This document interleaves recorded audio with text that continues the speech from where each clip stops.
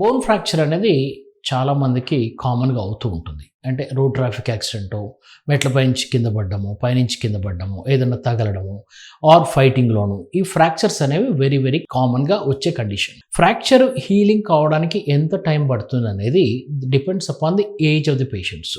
అంటే చిన్న పిల్లల్లో ఫ్రాక్చర్ త్వరగా హీల్ అవుతుంది, పెద్దవారికి ఫ్రాక్చర్ హీల్ కావడానికి కొంచెం టైం ఎక్కువ పడుతుంది. అది కూడా లొకేషన్ ఆఫ్ ది ఫ్రాక్చర్ అంటాం. అంటే ఎక్కడ అవుతుంది?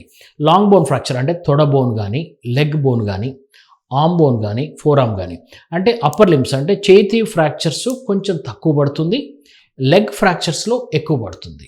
షాఫ్ట్ ఫీమర్ ఫ్రాక్చర్ అంటే తొడ బోన్ కానీ, లెగ్ బోన్ కానీ మొత్తం అతుక్కోవడానికి 3 నెలలు పడుతుంది ఎవరికి? పెద్దవారిలో.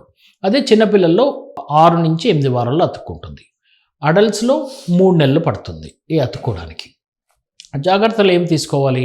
ఫ్రాక్చర్ని బట్టి డాక్టర్ సజెస్ట్ చేస్తాడు వెదర్ ఫ్రాక్చర్ రిక్వైర్డ్ ఫిక్సేషన్ అంటే ఏదైనా లోపల రాడ్ కానీ ప్లేట్ కానీ వేయాలా లేదా, ఆర్ ఓన్లీ సిమెంట్ పట్టీతో సరిపోతుందా స్ప్లింట్తో అని డాక్టర్ విల్ డిసైడ్. ఈ 3 నెలలు ఎన్ని రోజులు పడుతుందో అన్ని రోజులు బోన్ని ప్రొటెక్ట్ చేసుకోవాలి. అంటే దానిపైన బరువు వేయకూడదు అండ్ దానిపైన స్ప్లింట్ కానీ రాడ్ కానీ ప్లేట్ కానీ వేసి చూస్తారు. ఆహార జాగ్రత్తలు అంటే మనం ఏం చేస్తామంటే హై ప్రోటీన్ డైట్ తీసుకోమని చెప్తాం. Calcium rich products like milk related products like cheese, yoghurt, butter milk, paneer ఇటువంటివి ఎక్కువగా తీసుకోమని చెప్తాం. ప్రొటెక్షన్ చేసుకోవాలి, డాక్టర్ సలహాలు తీసుకోవాలి.